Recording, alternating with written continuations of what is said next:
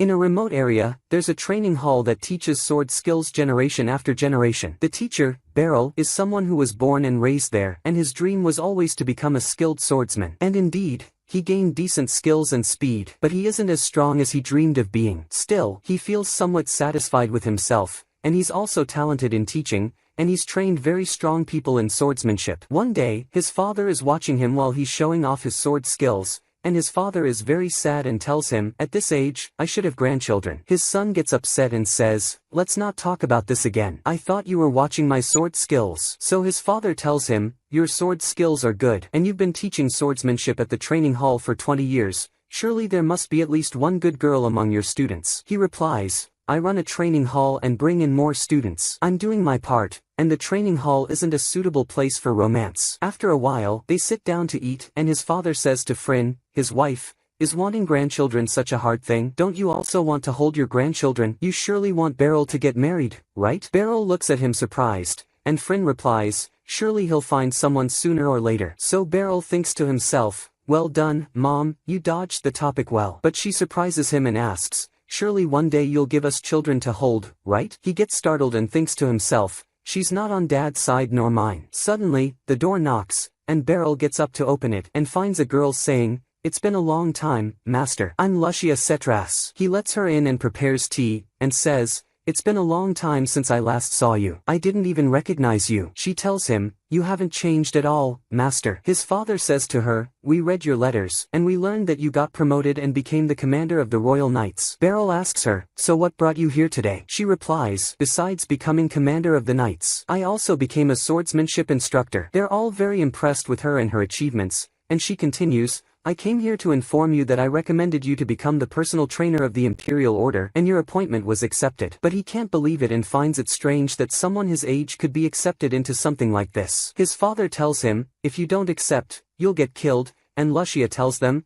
"It's not to the point of death, but you'll face very harsh consequences." Then she tells him, "There's a carriage waiting for us outside. We'll sleep in the capital tonight and talk more tomorrow." He's shocked by how fast things are happening, and she tells him, "As far as I know, the training hall will be closed tomorrow, so that means you're free." His father says, "Go, and don't forget to look for a wife while you're in the capital." Then he asks him, "What do you think of Lucia?" Beryl gets annoyed and says, "You're embarrassing, Lucia, and there's an age gap between us." Lucia says in a low voice, "I'm not upset, and the age gap doesn't matter to me." Beryl asks her, "Did you say something?" She replies, "No." Then they head off toward the capital, and he asks Lucia, "Do you still have that sword?" She tells him, "Yes, it's an important sword to me because you gave it to me when I graduated from the training hall." He tells her he's glad she liked it, but a sword from a village blacksmith is no longer suitable for a commander now. And she holds onto her sword proudly and tells him, "No, this sword suits me perfectly." So he thinks to himself, "I see. You still have that feeling from childhood that your teacher is someone great, but I don't know how I'll be a personal trainer at my age." Lucia notices he's distracted, so she tells him,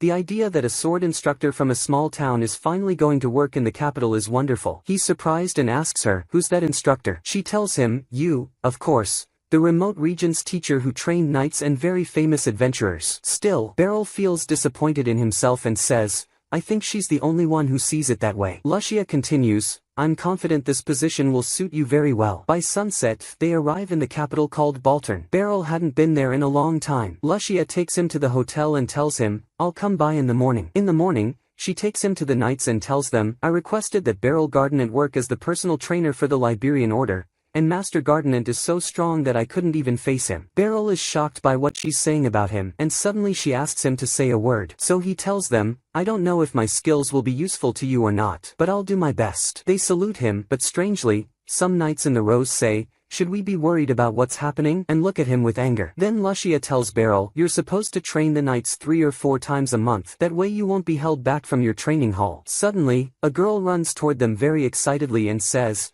"It's been a long time, Master." Lucia tells her, "Knights can't rush recklessly like that, Karoni." Beryl is happy to see Karoni and tells her, "You've become a wonderful knight." He thinks to himself, "She trained at the hall for only 2 years, but she worked so hard to become a knight," and tells her, "I'm glad your dream came true." She tells him, "I'm happy you'll train me again." He thinks to himself, "I'm lucky to continue training her," and he still can't believe that 2 of his students are now part of the Imperial Order. At night, he goes home and finds guests, one of whom is a former student named Randred, along with his wife and children. Beryl's father tells his son, "There's no need for you to come here. Go settle in Bolton and focus on your work there, and don't come back until you find a wife." Beryl is shocked by his words. Then Beryl asks Randred, "Are you moving here after having kids? Are you giving up adventuring?" He replies, "Yes. I reached this rank thanks to your training 10 years ago, and adventuring pays well but it's very dangerous." Beryl is surprised and tells him, "That's a serious thing for someone in the platinum rank. It's not easy to leave your position." Beryl's father replies, "Randred knows our training system, so he can be an instructor at our training hall in your absence, so you can focus on your work in the capital." Beryl agrees. The next day, he returns to the capital with Lucia and they start looking for a place to stay. He tells her, "The hotel you booked will be too expensive for a long stay. We need to find a cheaper place." Suddenly, they hear a girl say, "The commander of the order walking with a weak man like that?" Beryl feels sad and thinks to himself, "The commander draws attention, and surely walking with an old guy like me will ruin her image." Lucia gets angry and says, "Stop the insults, Lysandra." Beryl asks her, "Do you know her? Do you want me to leave?" She replies, "Just an acquaintance, don't worry." Lucia walks off, and Lysandra steps in front of her and says, "You're walking away while I'm talking to you. You're so rude. How can you call someone like that a teacher?" Beryl notices from her necklace that she's a black-ranked adventurer and thinks, "I've never met one of them before." Suddenly, Lysandra says, "Master Beryl, don't you remember me? I think it's been 20 years. I'm Serena Lysandra. Don't you remember when you found me as a child and taught me swordsmanship?" He's shocked and says to her, "Serena." He remembers finding her unconscious as a child and taking her in, healing her, and teaching her swordsmanship. She tells him, "I wanted to tell you that I've succeeded in life a long time ago, but there wasn't a chance," and she apologizes. He tells her, "People always get busy. I'm happy for your success." She asks him, "Why are you here with people like her, Master?" Lucia gets angry and says, "The Master has become the personal trainer for the Liberian Order and will live in Bolton. I'm helping him with that." Lysandra gets angry and says, "I understand he became a personal trainer because of his skills, but when it comes to housing, I know more than you. I work as a broker for adventurers coming from faraway places." Lysandra takes Beryl to a suitable hotel and they leave him there. The next day, Beryl goes with Lucia to the training center and she tells them, "Get ready for real training." One of the knights who had been upset with Beryl approaches and tells Lucia, "To be a trainer for the Liberian Order, you need to have very strong skills, so I want to see Master Beryl's abilities." Beryl asks Lucia, "Who is this?" She tells him, "Honblitzdraht, the deputy commander of the order." Honblitz tells Beryl, "I don't mean any disrespect. I just want to duel you." Lucia tells him, "All right, this is a good chance to showcase the master's skills." And before the duel starts, they hear the knights saying, "Yeah, he was her teacher, but that was when she was a child, and he's from a remote area. I doubt he'll be able to teach us anything," one of the knights says. And Beryl feels deeply discouraged and thinks to himself, "I agree with you all." Honblitz says to Beryl, "The commander is very kind, and that's what's making her want to earn recognition and a position for her old teacher. But sometimes sympathy leads to mistakes, and I'm in a position where I can correct that." Beryl replies, "Yes, you're right," and thinks to himself, "I'm just an old man from a remote area, but at the very least, I'll do what I can so I don't look weak when I lose. And I can't let Lucia lose her status because of me." Lucia gives them the signal to start. Honblitz rushes at him and attacks with a wooden sword, and Beryl blocks all his strong strikes. He thinks to himself, "If his blows land, they'll break my bones." Everyone around says, "This is a one-sided duel." Honblitz jumps toward Beryl, but Beryl finds an opening, knocks his sword away, and taps his chin. Beryl quickly asks, "I'm sorry, are you alright?" Honblitz gets angry and says, "I don't need your concern." The knights say, "We've never seen that move before," and they step apart to begin a second round. Honblitz rushes in again, now angrier, trying to land a blow, and Beryl blocks every strike with difficulty. It's because each one is strong and extremely fast. Beryl notices that all the moves are similar, and that's why he can read and predict them. Honblitz spins quickly, and the knights say, he's going to use his signature move and break the sword. Honblitz leaps and spins at full speed, and suddenly he finds Beryl is no longer in front of him. Beryl places his sword on Honblitz's neck from behind. Lucia asks, "Are you satisfied now, Honblitz?" Honblitz is stunned that someone was able to defeat him. Then he gets excited and says to Beryl, "How did you do that? Teach me, please." All the knights are amazed by him and start cheering in celebration. Honblitz tells him, "I apologize for being rude to you." Beryl replies, "No, you weren't wrong. It's natural to doubt an old man like me." Honblitz says, "Anyway, I really admire your dueling style." Beryl tells him, "Your own technique and style are in great harmony too." Honblitz asks, "Aren't you going to tell me how you turned my spin against me?" Beryl replies, "I just spun in the same direction as you. Predicting the opponent's next move is important." Honblitz tells him, "I'm really excited to be trained by you." After a week, Beryl continues training them and creating new attack gaps, so they all listen to him and focus deeply to benefit from his combat experience. That's because of his fight with Heinblitz, which made everyone respect him and see him as a role model. After the training, Kuroni asks Beryl, "Are you free?" He replies, "Yeah, why?" She says, "Then I'll show you the capital. You never leave here, so you don't know anything about the area around you." He replies, "You're right, I come from home, finish, then go straight back." Heinblitz adds, "We have many tourist spots you need to see." Beryl gets excited and agrees to go with her, so Kuroni goes to change her clothes. Meanwhile, Washia is in a meeting with the system officials, and they ask her, "Can we trust that your instructor's level is enough?" She answers, "Everything is fine. The teacher has already exceeded expectations." After finishing, she leaves and thinks to herself, "If you want to get promoted in swordsmanship, don't be a commander because that wastes too much time. But my teacher can't stay in his old position forever, and that's the reason I became a commander." She remembers when she was young and her parents first took her to Beryl's Sword Academy to learn self-defense. She was very scared and upset, but Beryl's way of treating and welcoming her gave her the impression that he was kind, so she felt comfortable with him. Then she started learning swordsmanship, and Beryl gave her instructions carefully and trained her to move efficiently. She was very happy in that place, and during a year and a half of focusing on these basics and practicing swordplay, Washia never felt bored and began to feel stronger. She never forgot that teacher Beryl always praised her even for the smallest things. One day, Beryl asked her to attack him. When she stood in front of him, she couldn't find any opening to strike. Still, she attacked, and he blocked her strike and placed his sword in front of her. He told her, "You have excellent reflexes and instinct. You moved at the right moment instead of attacking randomly." Washia used to think that anyone who teaches swordsmanship could do what Beryl does. One day, Beryl takes his students to another training hall to fight different people in friendly matches without contact or hitting. When they arrive, Beryl's students beat the other hall's students easily in all the matches. Then it's Washia's turn, and she's surprised that her opponent is full of open spots and weak points. He attacks first, but she dodges easily. He gets angry and pushes her with the sword. When he attacks again, Washia places her sword on his stomach, and the referee gives her the win. She feels the victory was too easy. On the way back to their hall, she asks Beryl, "Is our training hall really strong?" He replies, "Not at all." She asks him in surprise, "But we all beat them, even you beat their instructor." With complete humility, he says,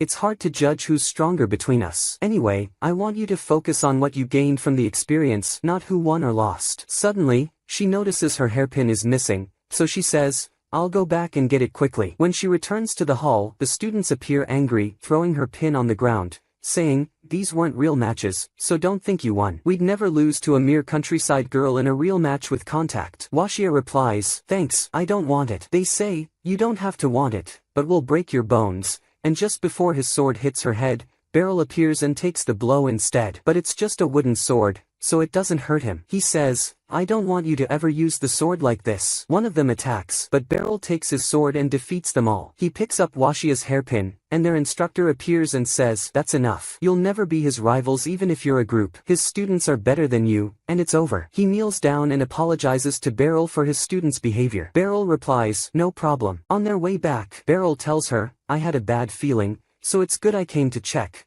But Washia feels guilty because he got hurt because of her. He tells her, "It wasn't your fault. I should have come with you from the start. I'm sorry I put you in such a scary situation, and I'm really grateful you weren't hurt." Washia starts crying because of her teacher's feelings and his concern for her. One day, she fights Beryl again in a match, and this time she finds an opening and defeats him. He's impressed and gives her a sword as a gift, telling her, "You're strong enough now, there's nothing left for me to teach you." Washia realizes he truly believes what he's saying, and she could never be at his level. She accepts his decision and takes the sword, walking away from the academy even though she didn't want to leave at all. She moves on to the stage of proving herself and proving that no one matches her teacher's sword skill. So, she goes to the admission exam for the system, and there, the vague feeling that her academy was very strong becomes certainty. Because when she fought different people, she was much stronger than them, even defeating the examiners. She entered the system with the highest scores, and her certainty grew that her teacher's sharp vision and reflexes were far from normal. Her goal became to never let her teacher stay in that position. Later, she was promoted to the rank of commander and achieved more success. By the time she could appoint her own instructor, 10 years had already passed since she left the hall. At that point, she brought Beryl to the place he truly deserved. She enters the training hall and asks Heinblitz about the session. He says, "Teacher Beryl's skills and depth of knowledge impress me every time." She's happy to hear that and asks, "Where's Teacher Beryl?" He says, "Kuroni took him to show him the capital." Washia gets a bit upset because she was the one who wanted to take him on a tour of the capital. Meanwhile, Beryl and Kuroni are in town, and he's amazed by the number of shops around him, unlike his village which only has one. As they walk, a girl appears and says, "It's been a long time, teacher." Beryl asks Kuroni, "Do you know her?" Kuroni is surprised and asks him, "You don't remember Vissel?" Vissel tries to remind him about the shield and sword he gave her at graduation. He remembers and asks, "Are you Vissel?" She says, "Took you long enough to realize." He says, "I say that to every old student I see, but you've changed a lot." She replies, "It's been 5 years. I've grown up and my appearance has changed since then." He says, "Yeah,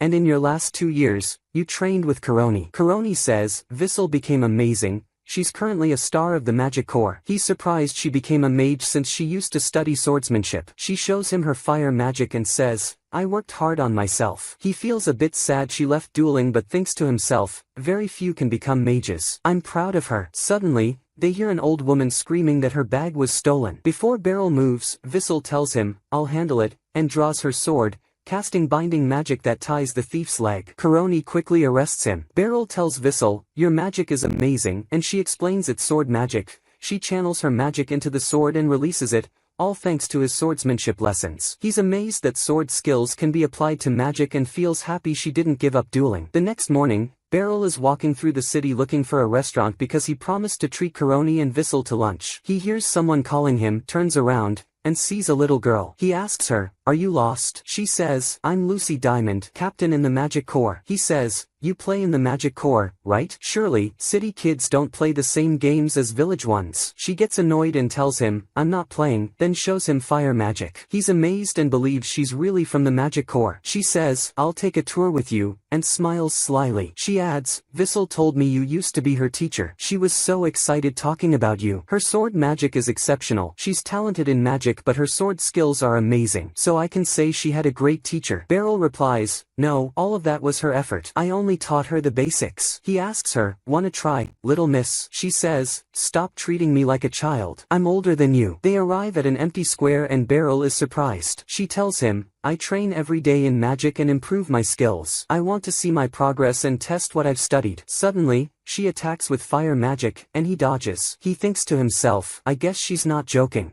And before the fight starts, she asks him, "Are you ready?" So he says, "No, but I have to defend myself." Then she asks in surprise, "Weren't you the one who said I should measure my progress? Aren't I a good enough opponent for you?" He says, "No, I'm not as strong as you think." She fires a huge fireball at him, but he dodges it quickly. Lucy keeps attacking him, then switches from fire to ice and throws giant ice balls at him, which he slices with his sword. He runs toward her, planning to knock her out because he knows he can't beat her. Just before he strikes her with the edge of the sword, she surrounds herself with fire, forcing him to retreat. She tells him, "If you get close to me, that's to my advantage," and snaps her fingers, creating fireballs around him. He's surprised and runs to avoid them. She mockingly asks, "Have you ever fought a mage before?" He replies, "This is the first time." Just as he stops moving, she forms a huge ice ball and drops it on him. He redirects it with his sword and throws it back at her. Lucy explodes it with fire, filling the arena with steam. Beryl takes the chance and jumps at her through the smoke. Suddenly, lightning appears in front of her and blasts him away. Then she says, "I saved the best move for last." Beryl decides to end the duel with his next strike, but suddenly he can't move, and a strange dark aura surrounds her. He realizes that if he takes that hit, he'll die. Strangely, she stops what she's doing and tells him, "I felt like a child for getting myself into this, and honestly, since the last spell didn't do anything, there's no point in continuing." He asks in surprise, "What was supposed to happen?" She says, "It was supposed to grind you. I had modified it so that your outer layer would be roughly shredded." He feels like she pitied him and held herself back. But surprisingly, she tells him, "You're very strong. Now I understand why Face likes you." He says, "And you're very kind. If you had tried harder, you could have killed me anytime. I've spent years not being able to defeat my father, and I still have a lot to learn." She says, "You're really humble. You don't even look upset about my one-sided attack earlier." He says, "No, it was actually really annoying." Lucy laughs and tells him, "Come to the Magic Institute anytime, I'll make it up to you." He agrees, and just before she leaves, she tells him, "When I learn a new spell, I'll come try it on you again." He says, "No way." The next day, after finishing his class, he meets Ficelle. He asks her, "What are you doing here?" She replies, "I was just delivering some potions the Magic Corps sells to the system," and gives him one. He says, "I can't take this, it's too expensive." She says,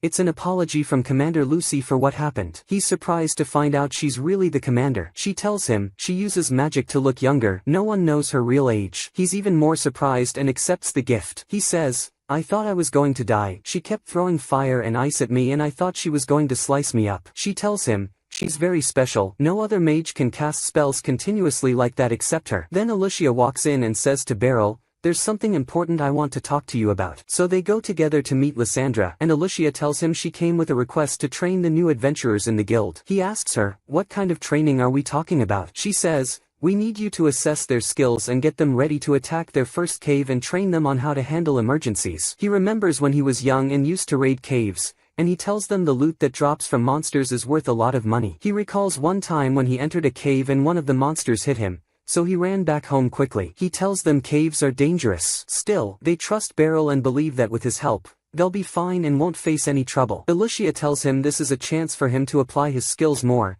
and Lysandra says she thinks the new adventurers will benefit greatly from this training. She asks him, can you at least hear what the guild leader wants to say to you? So Beryl agrees. Lysandra takes him to the guild headquarters, and he's surprised to find Lucy there. So he asks her, what are you doing here? She says, I heard you were coming, so I was waiting to see you. Lysandra tells him she's the commander of the magic corps and knows the guild leader well. The guild leader introduces himself and says, my name is Nidus, and as long as Lysandra praises you, we're definitely in good hands. Beryl gets nervous and says, I haven't agreed to the job yet. Then he introduces him to his assistant, whose name is Megan, and tells him he can discuss the details with him. Megan says, before anything, I want to confirm that Master Beryl has no experience as an adventurer. Sure, a black rank holder and a commander recommended him, but that doesn't mean an amateur should take part in a cave raid. Beryl is happy to hear that because he doesn't want the job anyway. But on the other hand, Lysandra gets very angry because he's belittling her mentor. Lucy also asks him, don't you trust my opinion? He tells them the guild will be responsible for any decisions made, and there were reports saying there are abnormal monsters in the caves. Beryl is reassured and wants him to continue what he's saying. Megan continues, I want him to duel with Lysandra, and then we'll see his capability. They all agree and get excited about the idea, except Beryl, but he's forced to agree because of the situation he's in. At sunset, Lysandra stands in front of him with her two swords, and everyone is watching, very excited. But they're surprised that this old man is the one dueling her. However, Lysandra is very happy to compete with her mentor again, and she remembers when she was a child riding a wagon with her parents to deliver their goods, and suddenly a wild wolf attacked them. Her mother threw her into the river to protect her, and the one who saved her was Master Beryl. He took her home and cared for her, and when he asked her name, she told him, Serena. He asked her, why are you alone? Where are your father and mother? She felt severe pain in her head and remembered what happened to them. He understood she was suffering from trauma and let her rest. Then he asked his parents to let her live with them, and she did spend all her childhood with them. But she was still affected by what happened and wouldn't talk, and her facial expressions were stiff. Still, they decided to be patient with her. One day, she sees Beryl training with a sword, and he asks her, do you want to try? It'll be a nice change in your daily routine. He sees in her eyes that she wants to try. Serena finally leaves the room, and he teaches her how to use the sword and praises her because she learns quickly. Serena is very happy, and Beryl continues teaching her, and they train every day. Her condition starts to improve, and she begins eating better than before. One day, she sees the other kids entering the training hall, and she's standing and watching them. Beryl gestures for her to come in with them, and she's very happy. After a while, he notices her movements are flexible and graceful, so he tells her, you'd surely be able to use two swords. On graduation day, Serena cries, and he tells her, your new family are good people. Beryl's father tells her, we'll miss you, but your future will be better with them. Beryl's mother says, come visit us anytime. Serena thanks them, and on her way with her new family, she says to herself, I wanted to live with them forever, but it would be selfish to ask for more than what I've already been given. One day, she's on her way with the adventurers, and they run into some bandits. One of the adventurers tells Serena, be careful, their leader is known to be a former swordsman. Serena jumps off the horse and defeats them easily. She says to herself, I became an adventurer so that no one would go through what I went through, and so I could use the sword skills my mentor taught me. We return to the duel, and she bows to him as a gesture of respect to her opponent, just like he taught her in the past, which makes him happy. She starts with a high jump and strikes down at Beryl, but he dodges the attack and evades her extremely fast strikes. He notices that she's improved insanely, so he tries to block her blows as best as he can. On the other side, Lysandra can't find any opening and can't land a hit, and she's proud that he's her mentor. Likewise, Beryl is proud that she never neglected her training, and her endurance increased just like her speed. Still, he finds a weak point, so he hooks the wooden sword into her sword's hilt and knocks it from her hand, then hits her leg and brings her to the ground, ending the match in his favor. The crowd is shocked and gets very excited, and most importantly, Nidus is amazed by him. Beryl tells Lysandra, I realized you still don't know how to use your left hand properly. She's surprised he figured out her weakness. Megan apologizes to Beryl for doubting him, but Beryl tells him, there's no need, it's normal to have doubts. Nidus tells him, we'll leave the training of the new adventurers in your hands. The next day, he meets the new adventurers at the cave entrance, Porta and Nedry, who are bronze ranked, and Salikats, who is silver ranked. They enter the cave, and this is their first training. Salikats receives a signal on his bracelet that 6 monsters are approaching. Beryl is surprised by the magical tool he has. The ghouls appear, and the trainees easily defeat them, so Beryl is happy he doesn't need to intervene. They come out cheerful that the training was easy. Lysandra tells Beryl, it's strange, caves usually have more and stronger monsters. And just before they exit the cave, Salikat's magical tool breaks. Porta warns them to retreat quickly, and suddenly a monster hand appears and knocks him away. They rush out and find Porta severely injured, and they see a monster that looks like a hawk but has 4 legs. Lysandra is shocked and says, this monster is called Xenograybell, and it's definitely the reason there were fewer monsters here. Beryl asks her, do you have any potions? She says, yes, I have 2. He thinks about making her fight the monster and going to give the potion to Porta, but Lysandra misunderstands and goes to help Porta herself, surprising Beryl because he didn't want to fight. The monster charges at him, and he quickly dodges the blow, continuing to block the monster's claws until Lysandra finishes. When he finds an opening, he strikes its leg with his sword but is shocked to find it very tough, and the monster doesn't even get hurt. So he switches back to defense to buy Lysandra more time, watching her carry Porta inside the cave to heal him. Suddenly, the monster lands a powerful blow, sending Beryl flying and injuring his shoulder. He guesses its weak spot is the face. Before he can charge, the monster breathes fire at him. Beryl tries to strike it from a distance with his sword quickly, but the monster spins and hits him with its tail. Beryl blocks it with his sword and manages to cut off the tail. The monster becomes furious and breathes fire again,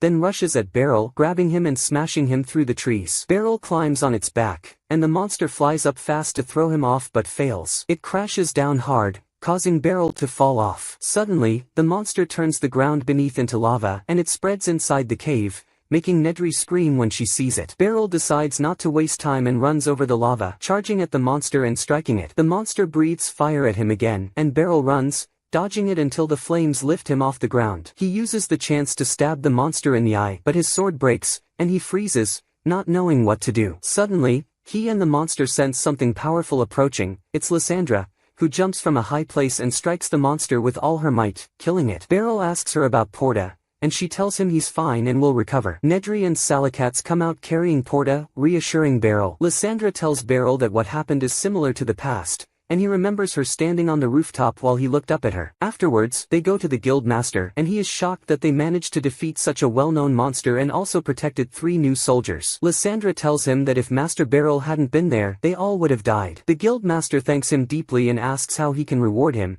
and Megan also praises him, saying that's what you'd expect from the one who defeated a black rank holder. Lysandra responds proudly that victory is certain as long as her master is there. As usual, Beryl feels upset that everyone praises and glorifies him because he doesn't see himself as that strong. When they leave, Lysandra tells Beryl that he can't possibly be an ordinary adventurer. Beryl thinks to himself that everyone is overestimating him too much. Suddenly, Lysandra apologizes for everything that happened because of her excessive praise. He tells her not to worry, it's not her fault. She tells him that he was indeed very strong, and she's very grateful that she had the chance to join him in that decisive battle. Beryl praises her and says he should be the one thanking her because all her decisions were right, and that's why they all survived. He's happy she was raised properly. She remembers when he trained her as a child and the look of pride and love in his eyes. After that, he goes to meet Karoni to take him to a blacksmith to make a new sword to replace the broken one. He is surprised that Alicia came along even though she's very busy. It's obvious she's jealous because he's walking with Karoni. To cover it up,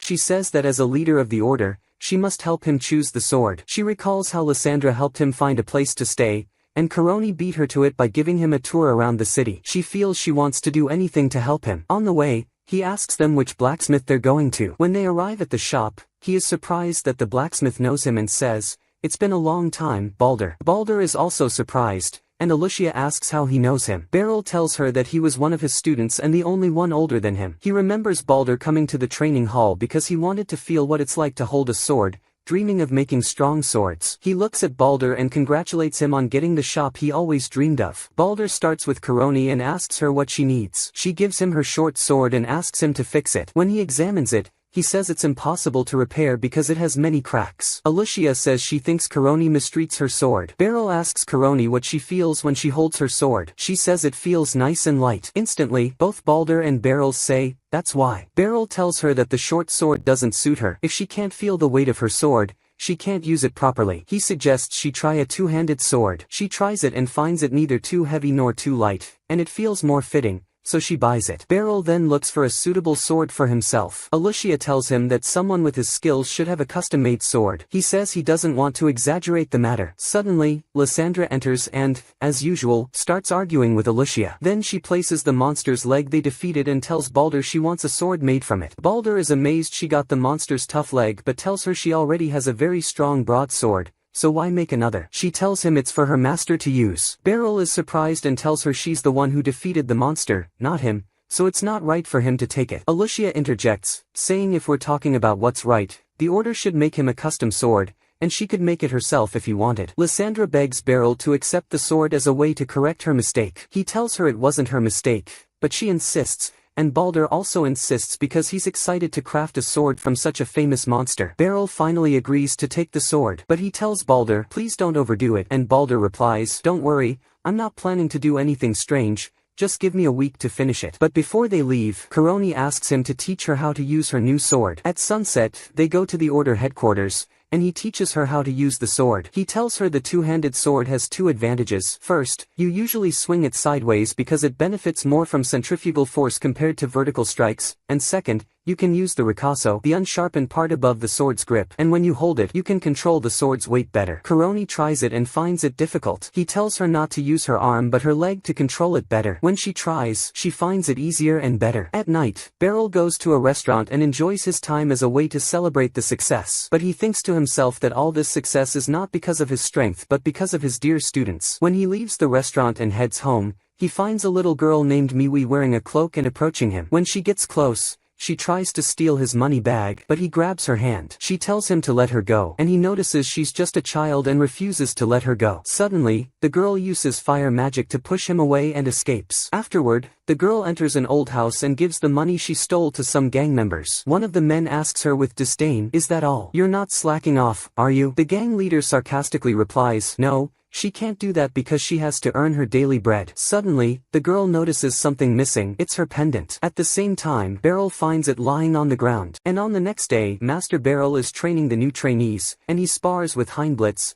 and Heinblitz tries to hit him in his side. But as usual, Master Beryl defeats him. Still, the master tells him he's improved a lot and added new tricks. So Master Beryl is happy that Heinblitz has ambition and decides to pay more attention to help him improve. On the other side, Kuroni is trying to train more with her new sword. So Heinblitz tells Master Beryl it's good that the system is enhancing his strength more. The master asks him if something's wrong, and he tells him that there's a group of thieves known as the Dark Twilight working secretly in the capital. So they're helping the royal guards find the gang, and it's better to be strong enough when they find them. Coincidentally, Beryl finds with him the necklace that fell from the girl who tried to steal his money, so it reminds him to give it to the commander. Then Beryl is forced to tell them what happened, and Kuroni wonders how someone who can use magic would be forced to steal. Heinblitz tells them that's a very special talent, and if she joins the Magic Institute, her future will be guaranteed for life, and kids and adults can stay in the institute's dorm, and when she graduates, she'll become a mage or adventurer. Heinblitz thinks more and tells them it would make sense if she used a magic tool, so Beryl is surprised because it's very expensive. He replies that it might be a stolen necklace, so Beryl decides to hand it in to the Lost and Found section. So Beryl heads out feeling at ease because he knew what to do with the necklace and didn't lose anything. Still, he keeps thinking about the way the girl looked at him. Then, on his way, he sees a sign and thinks he can't spend his life in a hotel and has to find a house to live in. But the shock is that prices are too high, and he'll have to give up things he likes to do to pay rent. Suddenly, a very upset girl appears, looking for something she can't find, so Beryl asks her, are you looking for a necklace? She gets angrier, grabs him, and tells him to give it back. He calms her down so they don't attract attention, then tells her he handed it to the system's Lost and Found department. The girl gets very upset, and Beryl asks her, did you steal it? She tells him, of course not, and Beryl decides to go bring it for her because proving it's hers would be hard. And he walks with her while thinking that he's never met someone this rude before, even though he's dealt with many bad kids kids at the training hall. So he asks her name, but she refuses to answer. He notices she knows right from wrong since she turns her face the other way. And when Beryl takes the necklace, the girl tries to snatch it forcefully from his hand, but he closes his fist and tells her, "Let's talk first." The girl gets angry and says, "I've got nothing to talk to you about." Coincidentally, Alucia is coming out from the gate, so Beryl tells her, "You came at the right time." They take the girl inside, and Beryl explains the situation. Alucia asks him what he wants to do with her. The girl replies arrogantly, "You can't do anything since you didn't catch me in the act." But she looks nervous while speaking. Beryl tries to make her feel safe and tells Alucia he doesn't plan to harm her or hand her over to the system. The girl still speaks rudely and tells him, "If that's the case, then give me the necklace." He asks her, "If I give it to you, will you stop stealing?" She tells him, "It's mine anyway." Beryl notices the fact that she doesn't say she'll stop means she's an innocent kid. Alucia tells her, "Your words are bold even though you're saying them in front of a commander," and she asks her, "Do you actually use magic or a magical tool?" The girl responds rudely again and says, "I don't need to answer you." Alucia explains to her that if she knows how to use magic, the state will take care of her. She doesn't want a girl like her to waste her future. Beryl feels proud of Alucia and tells the girl, "We're not trying to trick you. If something's happening with you, you can tell us." The girl nervously asks him, "You'll give me back the necklace, right?" He assures her he will. Then she tells him that someone promised her if she gave him 5 million, he'd bring her sister back with his magic. Beryl is shocked by the huge amount and understands why she turned to stealing. Suddenly, Alucia excuses herself for a moment and steps outside. Beryl tries to chat with the girl and asks if she ate. He finds that she's very hungry, so he brings her food and tells her, "I'm glad I saw you today. It's strange after you tried to steal my wallet yesterday, but you looked really sad. An old guy like me might not be able to help much, but talking is a start. This city is very big, and I thought I'd never see you again. But here you are now and I dragged Alucia into this too. But I think things will be fine from now on." The girl is too busy eating from hunger, so she doesn't respond. He asks her, "At least tell me your name," and he introduces himself first. She tells him, "My name is Maiwi Freya." Beryl gives her the necklace and the girl gets very happy and tells him, "I'm leaving." Suddenly, Lucy walks in and tells Maiwi, "If you really know how to use magic, that's a good thing. I'm short on mages." Maiwi asks her angrily, "Who are you?" So Lucy introduces herself. Maiwi doesn't believe she's a commander and tells her, "You're just a kid." Lucy calms her down and tells her, "Sit down and drink some tea." She notices the tea has gone cold, so she uses fire magic to heat it, and Maiwi is amazed by her power and believes her. Beryl feels jealous because Lucy is treating her more kindly than how she treated him the first time. Lucy tells Maiwi, "You need to join the Magic Corps." Maiwi angrily replies, "I don't have time for that. Stay away from me or give me 5 million. Lucy asks her what she'll use it for. Maiwi tells her, "I'll pay it to a magician to bring back my sister." Lucy's expression turns angry and she tells her, "No matter how much you pay that magician, there's no such magic that exists." Maiwi is shocked and can't process the words, and Beryl tries to calm the situation and silence Lucy. Lucy tells him she was going to find out anyway, no need to delay it. Alucia tells Beryl, "I think it's better if we let Lucy handle this matter." Maiwi doesn't believe Lucy and tells her, "You're not the one to decide. My sister will come back and I saw it with my own eyes. When she was in a coma, he brought her back partially and said she needs 5 million to wake up fully. He promised me that." Lucy tells her there's no way magic like that exists. You're believing someone who forces a child to steal more than someone who spent his life learning magic. Beryl says to himself, "We believe what we want to believe, especially a kid with no life experience." Lucy asks her for the name of the mage who's tricking her. Maiwi hesitates to tell her, so Lucy says if it turns out he's lying, that means he deeply insulted your sister and you can't allow that. Lucy continues, "I'll confront him and find out if he lied or not, and if I'm wrong and you're right, I'll give you the 5 million. She asks her again, "What's his name?" Maiwi tells her, "Shafak." Alucia and Beryl are shocked, and Lucy tells her, "Take me to him." Beryl is surprised she's going now. Alucia tells him since Maiwi hasn't shown up for a while, they'll start to get suspicious, so now is the best time. She decides to go with them. Lucy tells her, "You and the knights show up too much. I'll take Beryl with me." Beryl agrees because he doesn't like the situation at all. When they arrive, Beryl can't believe their hideout is only 1 street away from the main street. Lucy tells him it's clever of them because that's easier than hiding in a dump. He tells her, "I wanted to bring a real sword with me for this mission." She tells him, "The wooden sword will do the job with your skills." Maiwi tells them this door won't open, so they should go to the back door. Lucy tells her, "No, this door will cause a lot of trouble, and that's what we want." She uses her magic and breaks the door. They go in and find members of the gang surprised at what happened. One of them stands in front of Lucy, so she blasts him to the ceiling and goes to talk talk to the leader, telling Beryl, "I'll leave you to handle these." One of the gang members gets angry when he sees the wooden sword with Beryl because he thinks he's mocking them. When they see Maiwi, they attack her, but Beryl protects her. On the other side, Lucy reaches their leader. He tells her, "Looks like we have uninvited guests." She tells him, "So you're the one tricking people with magic and lying that you can wake the unconscious?" He tells her, "Looks like the captain of the magic corps didn't like what she heard and came to tell me." He uses ice magic and creates ice rocks and drops them on Lucy. Lucy evaporates them easily and tells him, "You've got some good magical tools." He uses another tool that moves objects, and she understands how he tricked Maiwi and moved her sister's body. He says, "She's a very naive child and easy to fool." Lucy fires a fireball at him, but he redirects it. She hits him with her magic, and he falls to the ground. Lucy tells him, "You're the naive one for thinking your magical tools can overpower real magic." At the same time, Beryl defeats the gang with his wooden sword easily, and Maiwi is shocked by his strength. One of the gang members gets angry and tells Maiwi, "You betrayed us." Beryl strikes him with the sword and knocks him out. Lucy comes out with Shafak floating behind her, controlled by her magic. She tells Beryl, "He's still alive, don't worry, but he won't be able to move for a while." She asks him in front of Maiwi, "The magic you told her about, does it exist?" He says no, and Maiwi is shocked to learn he was tricking her. Beryl feels sorry for her and pities her. Lucy goes to get the knights to arrest the gang. Maiwi goes in to get her sister but doesn't find her. She tells Beryl, "This necklace is all that's left of her, and I don't know what to do now." Beryl thinks he doesn't know her, but he still wants her to live a happy life. He tries to comfort her and tells her, "Don't worry, you'll be fine, as long as adults are around." She replies sadly, "Then where are they? The only people who said they'd treat me kindly were using me and my sister." Beryl tells her, "I know a lot of people like that, but I also know there are people who aren't bad at all." She feels Beryl is kind and good because he cared about her and was upset for her. Later that night, Alushia arrives and takes the gang away in the carriage. Lucy tells Beryl, "I'll take care of Maiwi, don't worry," and takes her and leaves. Strangely, someone is watching them. After everyone leaves, he uses magic to blow up Shafak. The strange man goes to his leader, who makes sure that Shafak was silenced in time. He replies, "Yes, it was easy using the magical tool you placed inside him." His leader is the castle's ruler and tells him, "Shafak did everything he had to, and gave us what we need to carry out our plan." The next day, Beryl finishes training the new knights, and Lucia walks in, asking if she can speak with him. They go to the meeting room in the palace,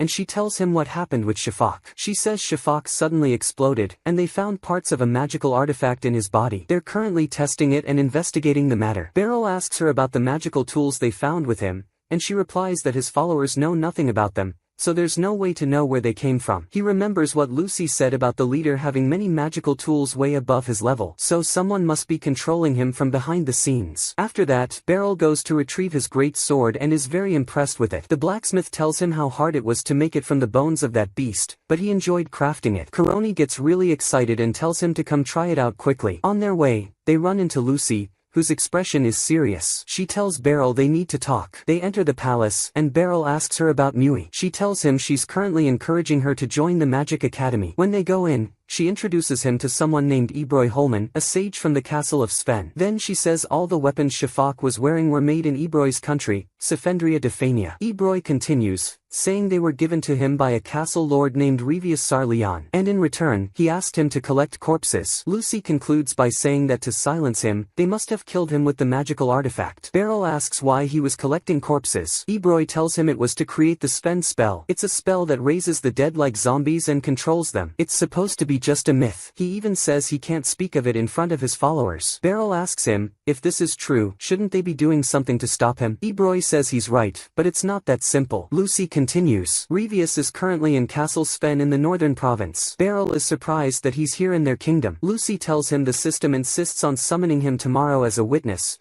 and they hope he responds to their request. If he escapes to his country, they won't be able to do anything. Beryl gets a bad feeling that they're going to drag him into this, and sure enough, Ebroy tells him that if something happens, or when it happens, they must arrest him. Lucy adds that if the system decides to go to war with Castle Sven, the matter could escalate into an international battle. Ebroy tells him he's just a sage and finds it difficult to impose his authority on the Lord. Lucy asks Beryl if he can move freely, right? Lucia also knows about the matter. Beryl is surprised that they've already prepared everything, and Lucy tells him that if Revius' evil actions are real, she'll never forgive him. Beryl can't think about anything except that he might find Mui's missing sister's corpse, and he thinks this could help her move on and look forward. So he agrees to help them. On his way to the door to leave, Lucy tells him that she and Ebroy will give him a good reward when he catches him if something happens. He replies that he won't get his hopes up, and as he opens the door, he finds Mui in front of him. She passes by him angrily and asks why he's here. He looks at the things in her hands and tells her it seems they're taking good care of her. She's changed a lot. She's surprised by his words and asks him in confusion why everyone is treating her kindly. Lucy replies, it's natural for adults to be kind to children and care for them. Mui gets upset with Beryl and tells him that she tried to deceive him, yet they give her money, let her do what she wants, and even help her go to school. Why do they care about her? Beryl understands the confusion she's feeling due to how fast her life changed. He steps closer and tells her that kids shouldn't worry about things like this. Just relax and enjoy yourself. No adult here will deceive or exploit you. Mui asks him if she really deserves that, if it's even okay. He tells her yes, she has a long and bright future ahead, and he tries to make her accept enjoying and continuing her life. He tells her, if it suits you, buy me dinner someday when you grow up. He tries to place his hand on her head, but she pushes it away and tells him not to mock her. He understands it's hard for her to accept all this easily. So he says goodbye and leaves, and Mui thinks about what he said. Later that night, Beryl goes to spy on Lord Revius, and just as they expected, he finds him gathering his things with his followers to flee. Suddenly, he encounters one of the castle knights, who tells him, you're the one who defeated Shafak and his followers, right? I expected you'd come. Beryl asks him, where are you going? The system summoned the Lord to testify tomorrow. The knight replies, we don't need to answer any requests from the kingdom. He orders 3 other knights to finish him and quickly walks away. They cast a strength enhancement spell, and Beryl doesn't understand what they're doing. They all attack him at once and surround him. He realizes it's a spell to enhance the body. He blocks all their strikes and stands there thinking what to do. The first one attacks, and Beryl skillfully dodges and injures him. Then the other 2 attack at the same time, and he blocks both of their strikes easily. 3 more knights intervene because 2 weren't enough. Beryl gets nervous, and luckily, a magic shot comes and knocks the weapons out of their hands. He sees Faisal standing behind him, and Karoni has also arrived to help. He asks them what they're doing here. Faisal tells him they were just passing by and saw him. Of course, he doesn't believe it's a coincidence. Faisal attacks with magic to distract them and then wounds them with her sword, and Karoni clears a path for herself and stabs the knights with the new sword she has become skilled at using. Beryl strikes the hilt of his sword against the enemy's sword hilt, and suddenly the enemy loses consciousness. Beryl doesn't understand what happened, so Faisal explains that the spell's time ran out. More knights appear, and they tell him they'll handle things here,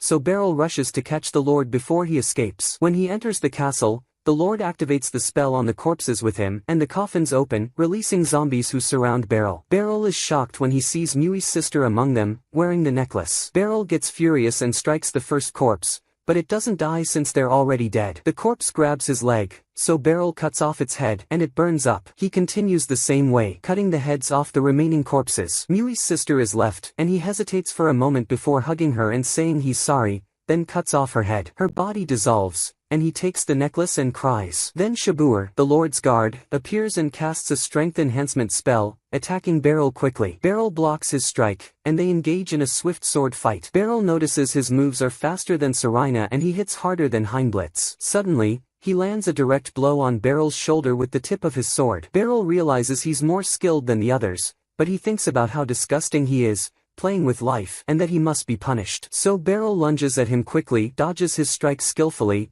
and in a moment injures his wrist joint. Shabur tells him that after casting the spell, he thought no one could match him. Suddenly, he pulls out a dagger and stabs his own hand, and strangely his movements become much faster than before. Beryl can't block all his strikes and gets wounded all over his body. Even so, he gathers his will because he can't afford to lose. He slips past Shabur's sword as he attacks and wounds his side, then immediately slashes his chest. Shabur steps back and falls to the ground, leaning on his sword, and then attacks again. Beryl stops him with his sword. Suddenly, Shabur's body starts bleeding all over at once, and his spell ends, but he still tries to continue fighting, with blood pouring from his eyes due to the pressure he's putting on himself. He says if he must sacrifice himself for the spell, then he'll do it. He raises his sword, but he can't move and drops it, then collapses as well. Beryl sadly asks him why he's doing all this. Shabur replies, "You wouldn't understand," and dies. Beryl walks out and sees that Faisal and Karoni have finished and also captured the Lord. The Lord tells Beryl, so Shabur died. He always wanted to sacrifice himself for the spell. Beryl replies angrily,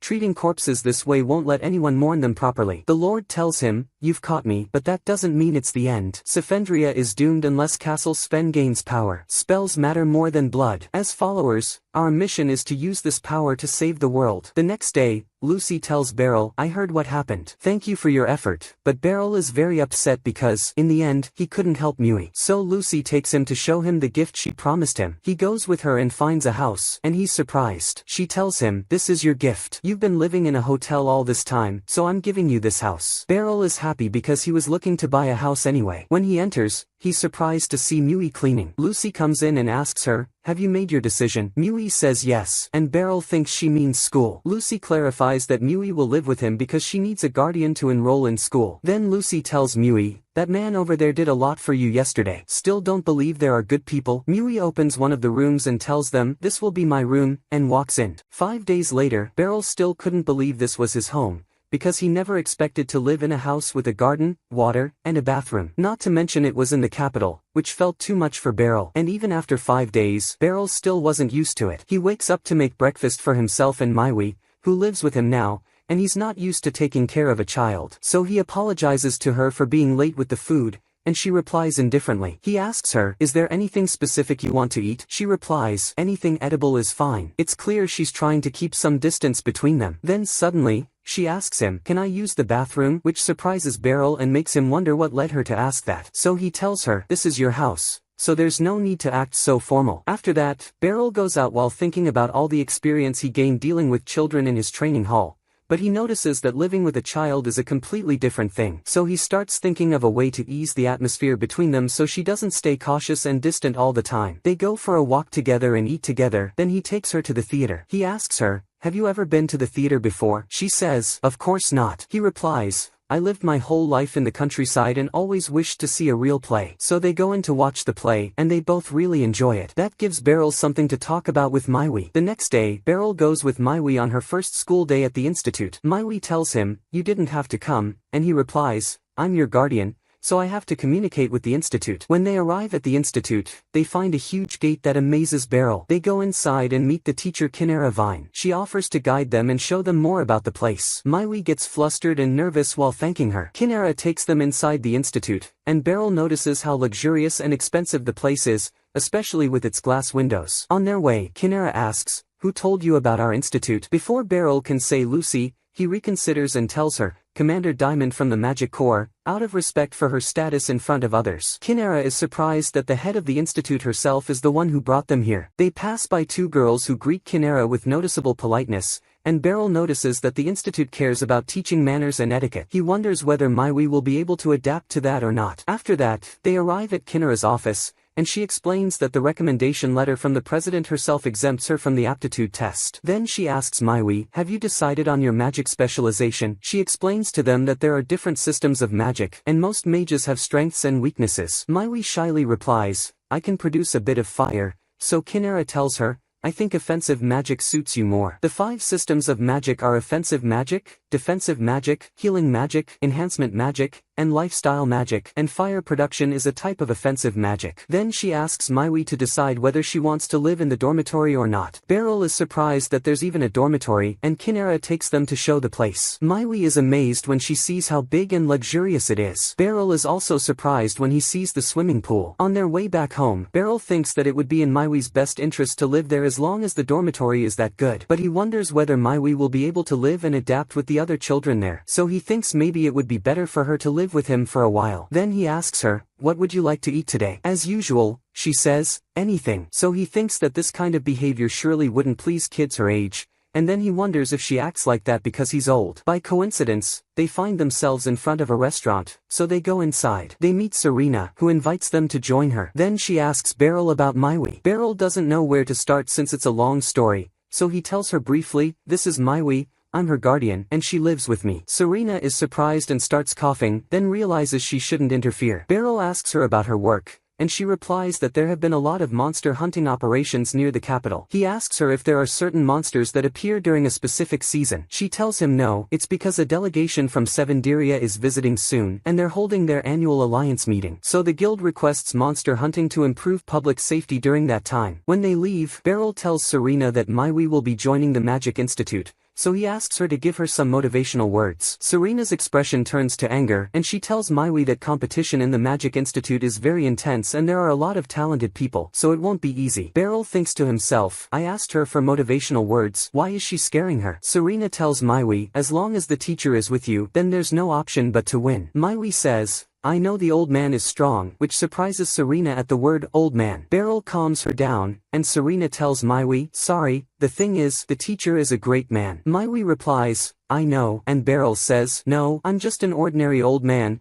there's nothing special about me. Then Serena looks into Maiwi's eyes and understands something, and she says goodbye with a smile. Maiwi asks to be excused and leaves. Serena tells Beryl she has good potential, yes, her manners are bad, but she's not fake and doesn't hide anything, and she'll have a great future. Beryl is happy with Serena's words and thinks that means Maiwi needs a good environment, and it would be better for her to stay in the dormitory. At sunset, he goes to the dorm and consults Alicia about the matter. Alicia is surprised she's living with him and feels jealous. Then Korone enters and tells him the dorm is the better choice. Vissel said the dorm saved her. Beryl explains that he's worried she won't be able to adapt with the other students. Heinblitz replies that getting out of the comfort zone and going through experiences is the best way to learn. Alicia agrees with them. Then Beryl goes to consult Lucy, and she tells him the same thing, the dorm is the best. Vissel enters with a report. Lucy asks her, you used to live in the dorm when you were studying at the temple, right? Vissel replies, yes, the dorm is comfortable and there's no reason for someone to refuse to live there. Lucy tells her, I'm asking because of Maiwi, the talented girl I told you about, and Beryl is now her guardian. Vissel tells them, I might be the one to teach her. Beryl is surprised, and Lucy tells him, we're short on talented people, so we're adding Vissel to the teaching staff. Beryl is happy that Vissel is getting promoted and feels proud of her. Suddenly, he gets up and leaves to decide what to do about the situation. Vissel asks Lucy, what's wrong with the teacher, and she replies, I think he's worried about things not worth worrying about. Beryl goes to stand alone by the sea and thinks that he saw himself as a father figure to Maiwi since he's her guardian. He was happy that she was living with him, but he also saw that she was amazed by the dormitory and liked it. He feels he can't call himself a father if he doesn't think about her future and put it first. Then he returns home, and Maiwi tells him there's a strange sound coming from behind the drawers. Beryl removes the drawers and is surprised to find a hole in the wall, and 3 mice come out of it. Beryl opens all exits in the house, windows, doors, everything, and grabs the broom to start a mouse-chasing operation. He takes it seriously, and the mice scatter into different corners of the house. Maiwi tells him, they're just mice, leave them alone. Beryl replies angrily, aren't they dangerous? I won't put you at risk. She tells him, I'm not that weak. I used to see them every day. He replies, and I won't allow you to live like that ever again, which surprises Maiwi. He manages to get the first mouse out. The other 2 dodge him and escape, so he takes off his jacket and decides to catch them, but he fails. Then he flips the table onto one of them and catches it. Maiwi is confused by what he's doing. He quickly chases the 3rd mouse but can't catch it or predict its moves like he does with his opponents. Maiwi helps him with fire magic, and he catches it, but in the end, it bites him. After that, he goes to get a mouse-repellent ball. Maiwi is amazed and learns from how he handles things. He then goes to prepare dinner, happy that Maiwi came to him when she needed something and even helped him. He thinks that since she helped him, she'll be able to manage in the dormitory. Then Maiwi enters and tells him, I'll help you with the food. Beryl feels a bit sad because they started getting to know each other late, and now she'll move to the dormitory. When they finish, Beryl praises her and says, if it weren't for you, I wouldn't have finished cooking early. She tells him, I plan to improve my cooking skills from now on. He says, good, you won't have to cook for a while, but it's a necessary skill for the future. She replies in confusion, I'm not talking about the future. He says, but the dormitory provides good meals, as we saw. She replies, I'm not going to live in the dormitory. I want to stay here. Beryl is surprised and tells her, the dormitory is much better. Commuting will be easy, you'll eat nutritious meals, and live with kids your age. She replies, I told you I'll live here. He asks her why, and she tells him, I didn't really understand what you meant when you said I should let people pamper me, but since you're feeding me, I want to help out at home. Tell me what I should do, even someone like me can be useful to you. Then she jokes, also, if there are mice or something and I'm not here, the house will fall apart. He tells her, you're right. She continues, you always ask me if there's something specific I want to eat. I just want hot food. That's all. He tells her, and I'll make you everything you want. The next day in the Knight's training hall, Weshia seriously tells Beryl, I need to talk to you about a very important matter that will affect your future. Everyone pays attention and is surprised, and she shocks them by saying to Beryl, we're going to buy you new clothes, because a delegation from Sifendria will be visiting the kingdom soon. He says, now that I think about it, Serena said something similar. She said that because of that, monster hunting requests have greatly increased. Weshia gets annoyed that Serena told him first, and continues, the system has been assigned to protect the VIPs during the delegation's visit. He asks her, does that mean the leaders of the Sifen fortress will come here? And Heinblitz answers, no, the political and diplomatic affairs of the country are handled by the parliament led by the royal family, and they will be our guests. Weshia continues, besides helping with security, I want to arrange a meeting for you with the two royal families. Kuroni gets excited, and Heinblitz sees it as a good chance to spread his name inside and outside the country. Beryl is surprised and tells them, isn't that a bit much? Weshia answers, I know you don't like to stand out, but please remember your position as a private instructor. Beryl says to himself, I can't refuse when she says it like that. Heinblitz is happy and tells him, there's no greater honor than receiving your help. Afterwards, Weshia says, let's get back to the main topic, and he's surprised that all of this wasn't the main topic. She tells him, since you'll meet the royal family, you need to wear proper clothes. He says, okay, I'll look for suitable clothes when I have time. She seizes the chance and replies angrily, no, that won't work. You don't know anything about the shops in the capital right now, so I'll show you a good clothing store. Beryl gets nervous and tells her, okay, I'll leave it to you, and she leaves. Beryl says, letting her take care of an old man like me is really embarrassing. Kuroni notices that Weshia was very bold, and Heinblitz tells her that's her instructor, of course she cares about him. She replies, yeah, that's true, but I doubt that's all there is to it. At sunset, Beryl returns home and Maiwi gives him a box with clothes and a letter inside saying, thank you for that day. So Beryl is surprised and wonders who knew this address and could do that, guessing it might be Ebery. Beryl tells Maiwi, it seems one of my friends sent you clothes, but she says, fancy clothes don't suit me, so he finds her many other clothes to pick what she likes. Later, while they're having dinner together, Beryl tells her he'll soon guard a group of important figures and needs to buy some clothes, and he asks her, will you come with me and Weshia? But she says no. Beryl wonders why she's acting like that and thinks to himself, it's hard for an old man like me to understand a girl at her age. The next day, Beryl meets Weshia and is surprised to see her for the first time wearing non-official clothes. She tells him, of course it wouldn't be normal to go to a clothing store dressed as a warrior, so he says, anyway, it looks good on you, and she gets shy. Kuroni and Heinblitz are watching them, and Kuroni says, I know the clothing store they're going to, so he asks her, aren't you embarrassed by what you're doing? She answers, you say that, but you're just as curious as me, and they follow them. When Beryl arrives at the store, he likes many things and realizes he really wouldn't have been able to choose on his own. He's surprised by Weshia's first pick, which is a very decorated jacket, and he tells her,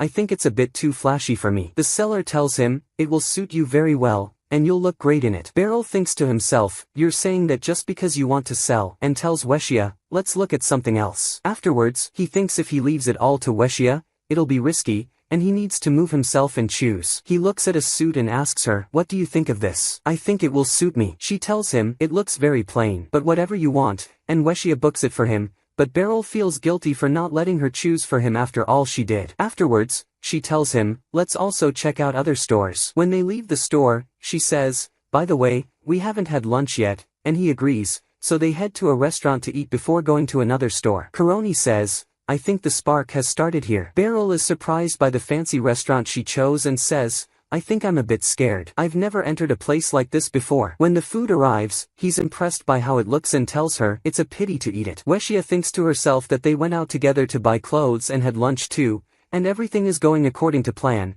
and she laughs slyly. Kuroni notices Weshia is enjoying herself a lot, and Heinblitz tells her, I've never seen her like this before. At sunset, they're heading back, and Beryl tells her, it's a pity we went to many stores, and you picked many things, and in the end, we bought what I chose in the first store. She tells him, no, what matters is that you like it. She recalls a moment when she was young, when he told her, you didn't do anything wrong, I should have come with you to get your hairpin. Weshia had cried, and he apologized for acting without thinking and making her go through a hard time. He then told her, before the next carriage, how about we eat something, and she told him, back then, we didn't eat anything, but this time, we did. He thanks her for the day she spent with him and leaves. Kuroni notices she's still standing there watching him after he left, and suddenly Heinblitz comes out and apologizes to Weshia for spying on her. She tells him, don't worry, nothing you saw is embarrassing to me. He asks her, what is the instructor to you? The next day, Kuroni apologizes to Heinblitz because when she saw his courage going to apologize to Weshia, she got scared and ran away. He tells her, don't worry, I didn't tell the captain you were with me. Then Weshia comes in the door, and when Kuroni sees her, she gets nervous and quickly leaves because she feels guilty about what she did. Heinblitz remembers when Weshia replied to him yesterday, "I just want to make this instructor happy, that's all," and then she left. Afterwards, Weshia tells him, "Sorry for interrupting your training, but I'll take the hall for a while." He asks her why, and she tells him, "When the instructor comes, I will challenge him to a match. No one here doubts his skill anymore, but facing me before he meets the royal family will prove his skills even more." He replies, "Whether he wins or loses, just holding his ground against you while you're giving your best will prove he's the most qualified person to be an instructor." He asks her, "Is that the only reason you want to face him?" She gets a bit nervous and tells him, "If I beat him, I will share one of my wishes with him," and she walks away to get ready. Kuroni comes back and asks Heinblitz, "What were you two talking about?" He tells her, Weshia wants to face the instructor, and if she beats him, she'll tell him her wish. Kuroni is surprised and says, she's going to confess her love to him. He tells her, the captain is beautiful and smart, and despite her strictness, she's also kind. Is there any man who would reject her if she confessed her love to him? And the decisive moment comes, and Instructor Beryl enters, surprised to see Weshia in the hall at this time. She tells him, "I came to train, so I want to spar with you," and each of them grabs a wooden sword. Beryl thinks it's been a very long time since he last fought Weshia and reflects that she's now the commander of the order, so if she uses all her strength, he won't win. Before they start, Weshia asks him, "Do you know what people call me?" He asks, "What?" and she tells him, "Weshia, fast as lightning." The moment Heinblitz gives the signal to begin, she actually moves like lightning, and Beryl barely blocks her strike, unsure if that speed was even real. She tells him, "As I expected, for most of my opponents, that strike would have ended the match." Beryl tries to stay steady and tells her, "If the match ends now, you won't get the training you need," thinking to himself, that strike was so fast, I didn't see it coming. What I notice is that Weshia is very serious. Weshia delivers rapid strikes one after another, and Beryl keeps blocking. She tells him, "No one has ever blocked 3 of my strikes before," and he says, "Thanks for the compliment." He thinks to himself, what's going on? I can't even find the tiniest clue to predict her next move. Weshia attacks again, and Beryl blocks, thinking that she truly deserves her current rank and that he won't be able to block her strikes forever. He decides to start attacking himself,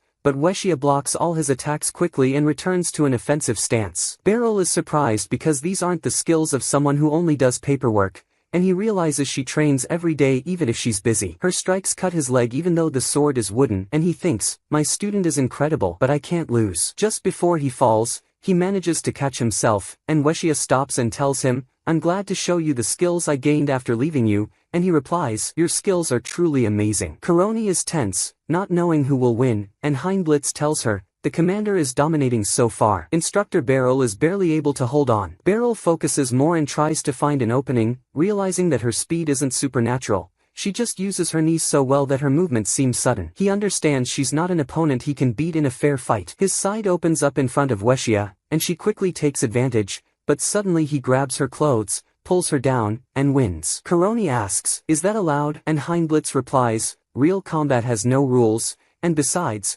there's no one else in the world who could use that move against the commander. Beryl helps Weshia up and tells her, your skills are truly incredible, but you won't always face opponents who fight fairly, always remember that. She thanks him for the advice, and he walks away. Afterward, Kuroni asks Weshia, if you had beaten him, would you have confessed your love? Weshia is surprised and says, no, I was going to ask him to buy me clothes. So Kuroni apologizes for the misunderstanding and quickly leaves out of embarrassment. Heinblitz tells Weshia, I want to ask you a question, and she says, you've been asking a lot of questions lately. He asks, you were really going to confess your love if you won, right? She replies, I want my instructor to be happy. Of course I wish I could be the one to make him happy, but it's not necessary that it be me. At night, Beryl tells Maiwi about his day and says, I'm happy to see my students becoming stronger. Maiwi tells him, I noticed she just wanted you to see her. Like with shopping, you weren't the one who asked her to come with you. That girl really likes you. Beryl tells her, don't continue that thought. She's my student, and there's a big age gap between us. She replies, you care about trivial things, and he answers,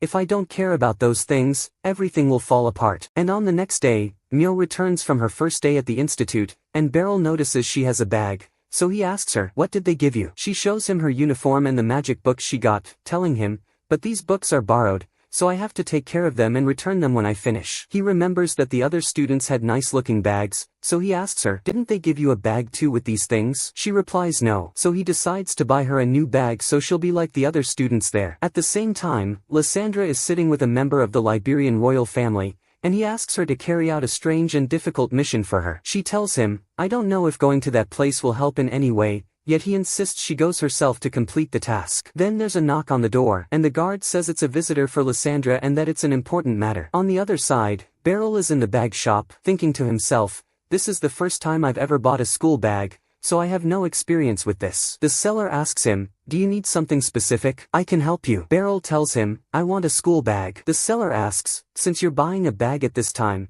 does that mean your daughter has entered the Magic Institute? Beryl answers nervously, yes. The seller recommends very good types, and Beryl likes them because they look like the ones he saw the other girls at school carrying. The seller tells him it'll cost 95,000 because the leather is very luxurious and rare. Beryl is shocked by the price, and the seller tries to convince him that it's better than the other options and pressures him to buy it. However, Beryl can't make the decision and leaves. Afterward, he stands alone thinking that he could buy it from his salary, but he's unwilling to do that because he needs to secure money for Myo's future, so he has to calculate every step before spending anything. At the same time, he doesn't want her to go to the institute in her first year without a beautiful bag like her classmates. He meets Lysandra walking alone, and she looks upset and seems to be deep in thought. He asks her, what's on your mind? She tells him, I was asked to do something very hard for me, and I'm thinking about how I'll do it. Then she says nervously, I feel selfish, but if you come with me, my chances of success will be much higher. As usual, Beryl tells her, I don't think my presence will make a difference or be helpful. She tells him he'll get a reward if he comes with her,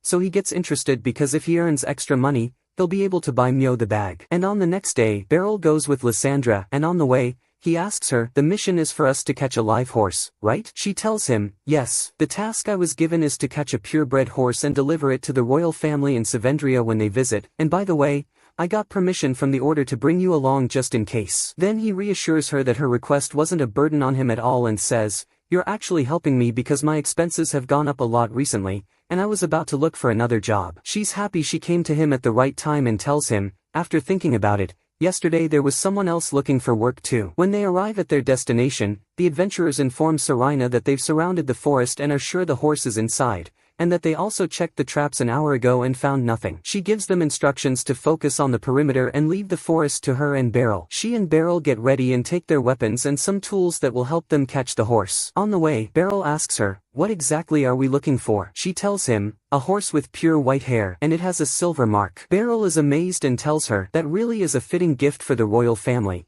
and he tells her that before, he chased the monsters and animals that destroyed the fields in his village, and says, but this is the first time for me to catch a live animal. She tells him, that's what makes this hard. It escaped from a platinum-ranked adventurer party, and that's why they called me, and it's best we catch it without any injury or leaving any scars on it, and that makes it even harder. And to be honest, I was never confident I could handle this task.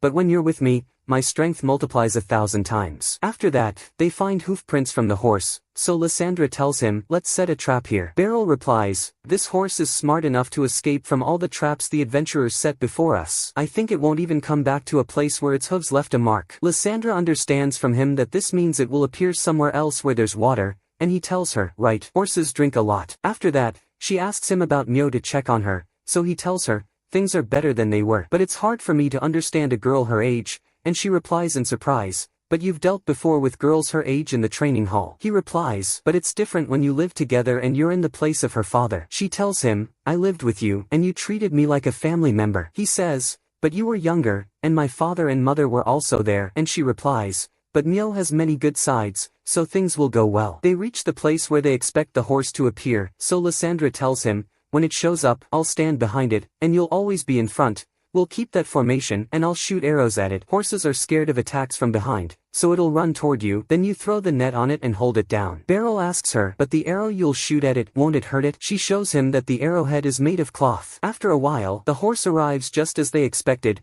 drinking from the river, and Beryl is amazed by how beautiful it looks. Sarina starts moving to carry out the plan, and Beryl signals her, and she shoots the arrow at it. The horse indeed runs toward Beryl, and suddenly, the horse jumps over him. Beryl is shocked and freezes in place, so Sarina snaps him back, and they quickly chase after the horse. Beryl blocks its path, and Sarina shoots another arrow at it, and Beryl throws the net, but surprisingly, it dodges it. Beryl jumps on it and grabs it, but the horse throws him off. Sarina gets angry at the horse and throws a rope at it, but it dodges that too and escapes. Sarina reaches it and stands in front of it, and the horse approaches her slowly with a slope behind her. She pulls out her swords and reflects sunlight into its eyes, so the horse turns, and when it sees Beryl, it surprises them and jumps away. Suddenly, the rock the horse is standing on breaks and falls, and Beryl jumps after it to save it. When they fall down, the horse becomes wild because they landed on a rock surrounded by water. Beryl tells it, "Calm down, let's make a truce," and he thinks about what to do to cross to land with the horse. He finds a tree, cuts it, and they walk across it. Suddenly, Beryl slips, but the horse grabs him before he falls into the water. Serena reaches them, and Beryl wonders how she got there so fast. She's surprised that Beryl has tamed the horse and that it's now fond of him. By sunset, they return to the guild leader,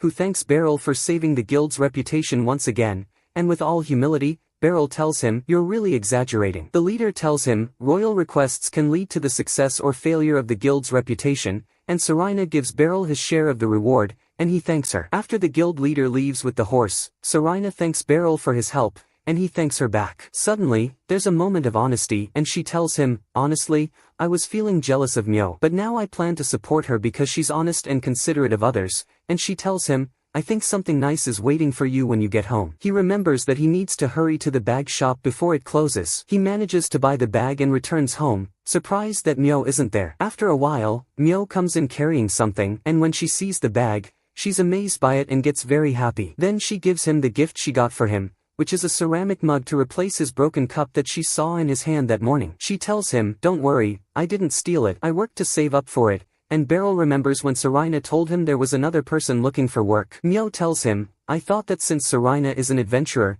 she might know a lot about jobs, so I asked her, and she helped me get a job washing dishes." She gives him the mug to try, and he finds that the taste of the juice in it is different and much better than his old wooden cup. She tells him, "I learned that ceramic is better for drinking." He asks her, "You worked just to get me this cup?" She tells him, "When I'm at the Magic Institute, I can't do anything at home, and that means your housework will increase. So I thought if I bought you this cup and you enjoyed it, it would make up for the extra effort." Beryl is very happy and starts crying. The next day, Beryl goes out with Myo and they wait for the carriage that will take her to the institute. Myo feels upset because she's embarrassed that someone is seeing her off. So he tells her, "It's your first day, and I wanted to say goodbye on my way to work." The carriage arrives, and Myo gets on, and then Beryl goes to work. Kuroni comes up to him and says, "You look really happy today," and he replies, "Yeah, today is a historic day." Ashia comes in and informs Beryl that the commander of Seven Castle and his deputy have arrived at the headquarters, and she tells him they want to greet them before the delegation arrives. She asks if he wants to join them. Beryl remembers what happened with the castle lord, Ripheus,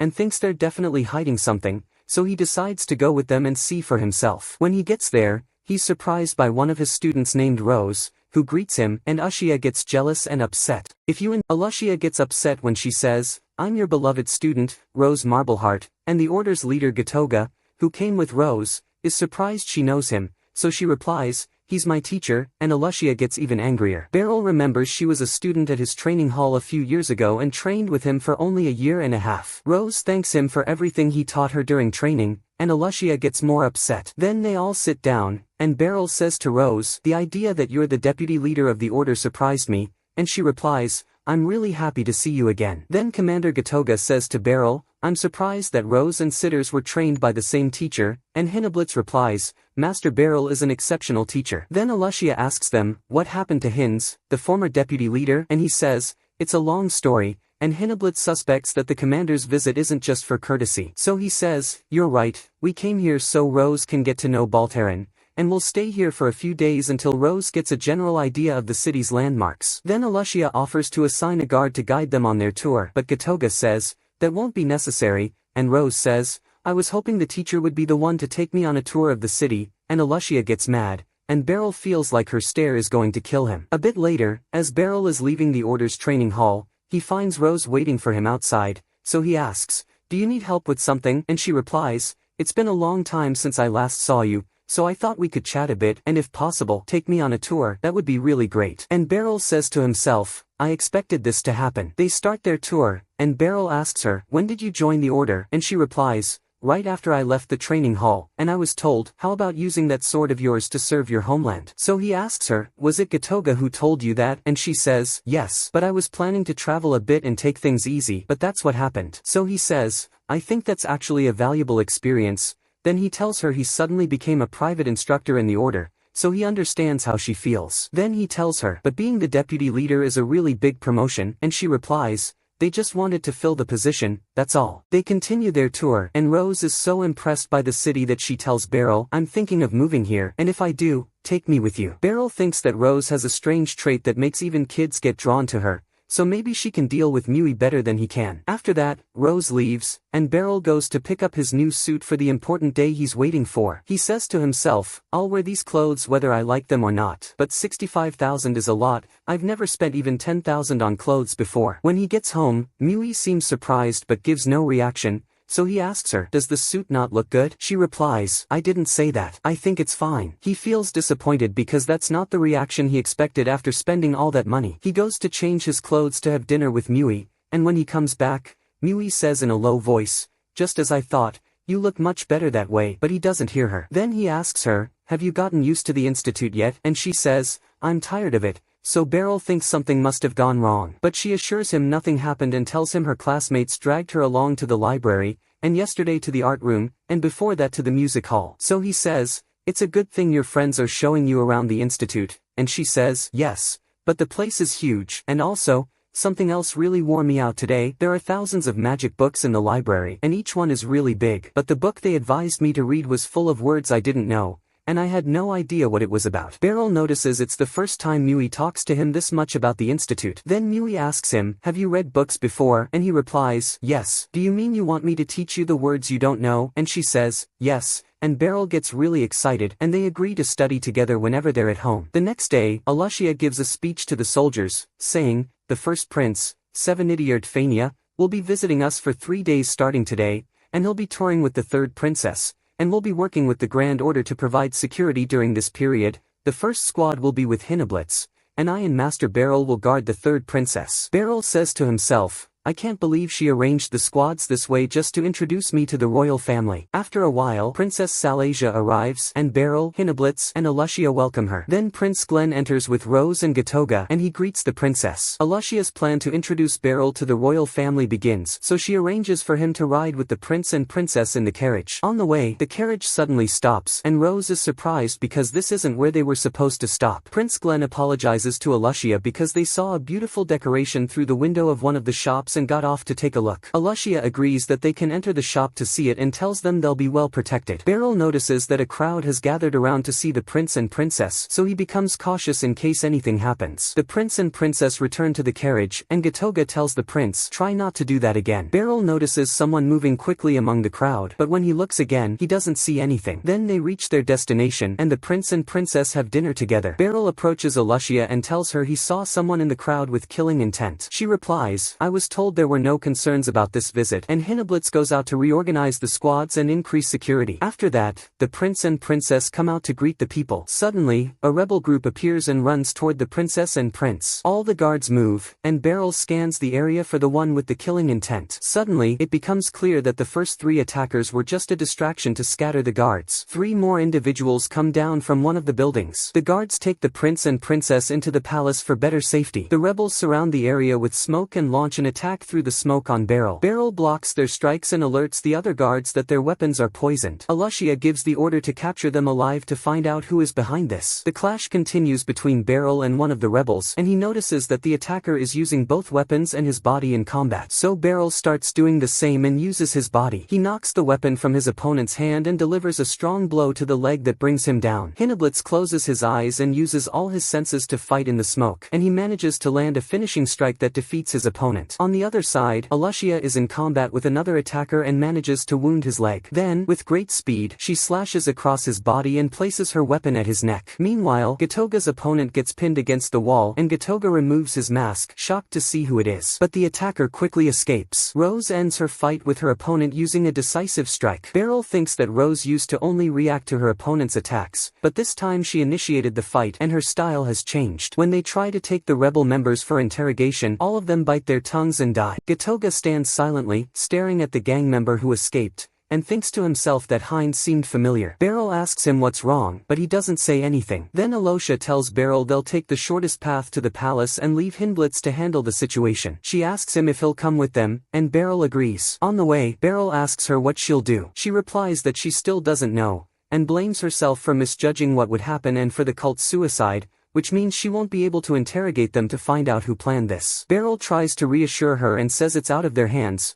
No one can predict suicide. Beryl then thinks this will cancel tomorrow's tour. When they arrive, Alosha escorts the prince and princess into the palace and informs Beryl that she increased the guards. Gatoga tells him that he and Alosha are about to meet with senior officials to discuss what happened. Rose tells them that they don't need her now, and Gatoga says she can return to the hotel and rest. Beryl expects that since they're now free, she'll ask him to go out with her, but the opposite happens, and Rose quietly leaves, which surprises Beryl. When Beryl returns home, he's surprised to find Lucy there. She tells him, "Seems a lot happened today," and he says, "News gets to you fast." She replies, "Everyone around me is talking about it." Then he says, "It crossed my mind that the Magic Corps wasn't part of the guard team," and she answers, "The Magic Corps had to stay out of sight this time." He asks why, and she seems surprised and says, "Did you forget?" Mui interrupts and tells them she's going to buy some things for dinner. After Mui leaves, Lucy tells him she went out because she knew they'd be discussing sensitive matters. Then she continues, saying that the reason the Magic Corps wasn't part of the guard team is because of the beliefs people here hold. People like them, who don't care about those beliefs, can live in the city and use magic freely, and that upsets the people who do hold those beliefs. So it's basically a national matter. She tells him that today's attack was also the idea of the nationalist figure, which means the people who carried out the attack are likely from Spinegyard. Meanwhile, Rose meets Alosha at the Order building. Alosha is surprised and asks, "Weren't you supposed to return to your lodging?" Rose replies, "I came to look for the commander." Alosha tells her he's still in a meeting with the senior officials at the royal palace. Rose asks, "So they haven't decided what'll happen tomorrow yet?" Alosha says they suggested increasing security in general, but the decision is up to the officials and royal family. Rose thinks and says, if things had gone as planned, they would have toured the agricultural area, right? Alosha is surprised and asks, "Why do you ask?" Rose says, "I don't know much about the places in this country. For security reasons, could you tell me about them?" Alosha tries to dodge the question and says, "Ask your commander. I'm sure things will be fine." Rose says, "Then I'll waste time waiting, and you know more than he does, so I need to know the areas we should be more cautious about." Alosha agrees and says she'll explain in the reception room, but the supervisor tells them the reception room is occupied. Rose takes advantage of the situation and says, "There's a nearby cafe, let's talk there." So Alosha is forced to go with her. Meanwhile, Beryl asks Lucy, "You must have a reason for saying people from Spinegyard." She answers, "This is info from Ebroy. First, there's a power struggle within Spinegyard.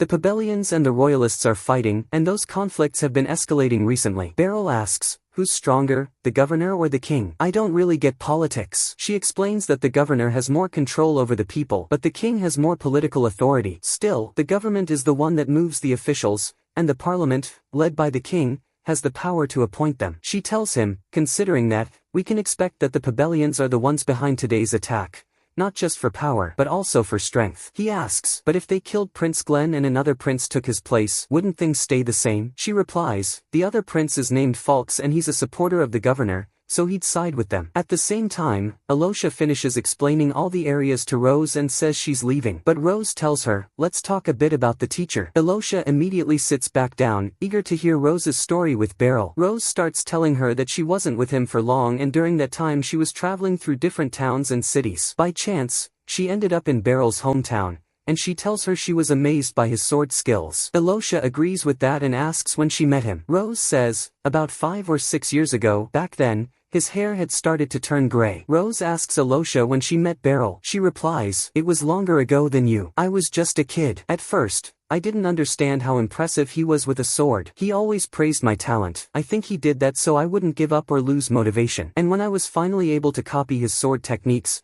he told me it was time for me to graduate. I cried when I said goodbye. It was really embarrassing." Rose asks her, "You really love Teacher Beryl, don't you?" She replies, "Yes." While they're talking about Beryl, Rose notices a child standing alone looking very upset. She goes and asks him what's wrong. He tells her he can't find his mom. Alosha suggests they take him to the guard room. Rose replies, "No, judging by his look, I think he hasn't been away from his mom for long." Alosha asks, "How do you know?" Rose says, "His clothes are still clean, he doesn't look tired, and he's not crying." Alosha understands and says, "You're right, it's wise to look around here." She then asks the boy for his name and what his mom is wearing. He says his name is Ryder and explains what happened. Alosha compliments Rose for getting the info quickly. Suddenly, Rose starts shouting loudly so Ryder's mom can hear, and she gets Alosha to do the same. Meanwhile, Beryl tells Lucy, "After what you said, I think things make more sense now. She asks, which things? He replies, the killers we caught all committed suicide, and in the castle,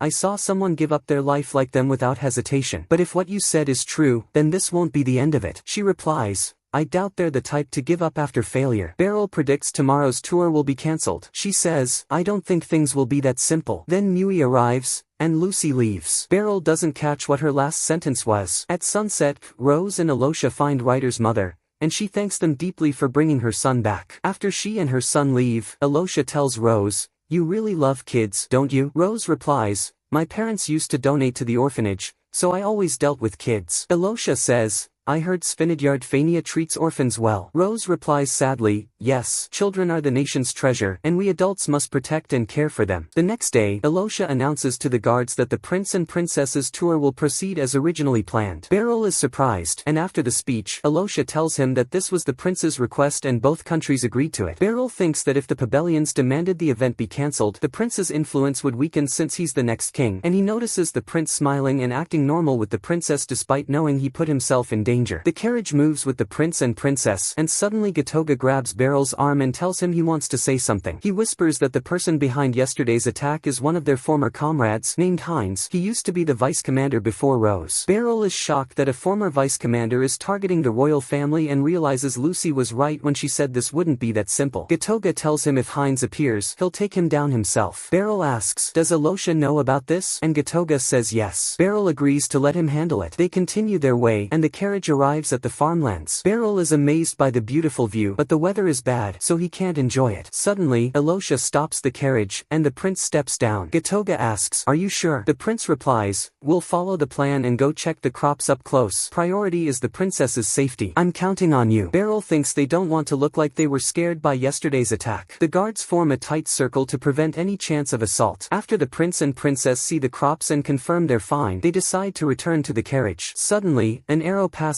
right in front of the prince. All the guards go on alert, and more arrows come from every direction. The guards block the arrows and protect the prince and princess. The close-range attack starts, and several swordsmen appear. Beryl rushes toward them and kills them one by one, but one gets past him. Hinblitz blocks his way, sees an arrow coming toward him, dodges it, and kills the swordsman. Alosha shouts, use your shields to block the arrows and don't let anyone through. Beryl keeps blocking arrows and taking down swordsmen. The number of arrows increases so much that the archers can't tell enemy from ally and shoot at everyone. Beryl tells Gatoga to handle the archers while they protect the prince and princess. Gatoga heads toward the archers, but strangely, the number of swordsmen increases. Beryl looks around and sees all the guards in the outer circle are dead. Suddenly, a swordsman reaches the prince and princess, and before he can kill them, Hinblitz takes him down. Beryl moves closer to Alosha and tells her, take the prince and princess back to the carriage. I'll take out as many of them as I can. Gather the remaining knights and protect the carriage. Alosha starts the plan and takes Karoni and Hinblitz with her, leaving Beryl alone. He walks a bit until he finds Rose, who tells him, you really are strong. Beryl replies, no, there were too many of them and the battle was tough, but finally, we have a chance to talk. They both draw their weapons.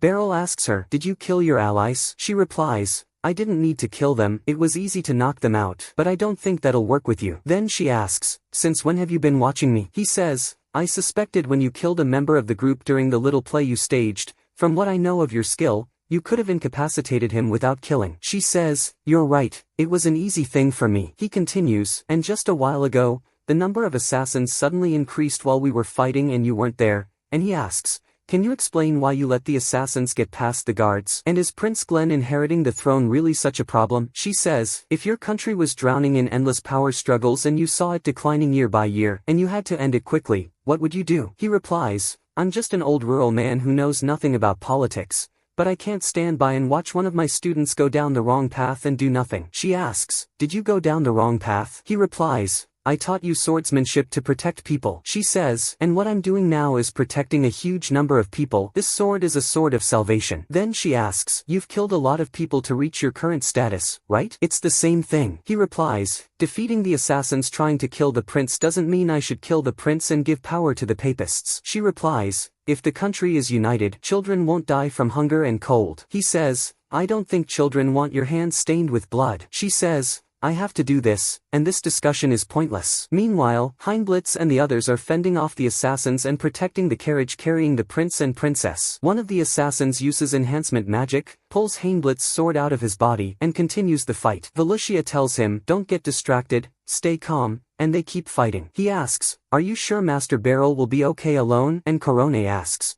can't I go help him? She replies, we have to focus on what we're doing now. Back to Beryl, he's only blocking Rose's attacks without fighting back. She asks, aren't you going to fight me? Or is facing one of your former students too hard for you? He says, it's really not easy. Suddenly, he finds an opening in her attack but refuses to kill her. She says, you really are strong. I'm the one attacking, but I still don't think I'll win. He asks, so you'll surrender? She replies, unfortunately, I can't. If I fail, the orphans will die. Beryl is shocked, and she explains their hostages. She says, I think the ruler wants to cover all his bases, so focus on the fight, because I'm not backing down. Beryl gets angry, and she tells him, it's the first time I've seen you angry. He says, yeah, but I'm not angry at you. She replies, fine, at least scold me. I'm your bad student now. Beryl says in a very calm voice, Rose, I'm going to end you. Rose charges at him and they clash swords. She says, I'm impressed you can also fight someone with a shield. And Beryl thinks about how her shield protects her but also restricts her attacks from certain angles. Rose attacks again and manages to wound Beryl in the hand and side. Beryl focuses more and knocks her sword away, piercing through her shield. Rose falls to her knees and bleeds heavily, asking, what was that move? That's not fair. He says, yeah, but it wouldn't have worked on you a second time,